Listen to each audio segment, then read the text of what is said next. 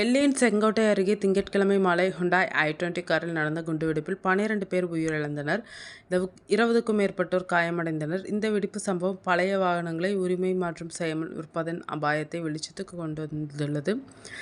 HR26CE 7674 என்ற பதிவு எண் கொண்ட இந்த கார் 2013இல் தயாரிக்கப்பட்டது.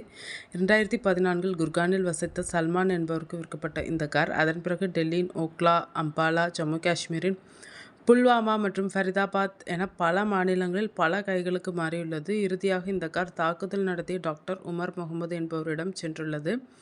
ஒவ்வொரு முறை விற்கப்பட்ட போதும் வாகனத்தின் உரிமை சட்டப்படி புதிய உரிமையாளருக்கு மாற்றப்படவில்லை. இதனால் இரண்டாவது உரிமையாளரான சல்மான் இந்த சம்பவத்தில் சட்ட சிக்கலுக்கு ஆளாக நேரிட்டது. எனவே பயன்படுத்திய காரை விற்கும்போது சட்ட ரீதியான மூன்றாம் தரப்பு சிக்கல்களில் இருந்து உங்களை பாதுகாத்துக் கொள்ள உரிமை மாற்றம் மிக அவசியம். சமீபத்தில் இந்த காரை விற்ற சோனு என்ற டீலர் செலவை குறைப்பதற்காக உரிமையாளர் மாற்றத்தை செய்யாமல் விட்டது முந்தைய உரிமையாளர்களை சந்தேக வளையத்திற்கு கொண்டு வந்துள்ளது. வாகனத்தை விற்பனை செய்யும் முன் ஆவணங்களை தயாராக வைத்திருப்பது முக்கியம். குறிப்பாக பதிவு சான்றிதழ், காப்பீட்டு சான்றிதழ், மாசு கட்டுப்பாட்டு சான்றிதழ், வரி ரசீதுகள் போன்றவற்றை வைத்திருக்க வேண்டும். மேலும் விற்பனைக்கு முன் நிலுவையில் உள்ள கடன்கள், அபராதங்கள் அல்லது சேவை கட்டணங்களை செலுத்திவிடுவது உரிமை மாற்றத்தை விரைவுபடுத்தும்.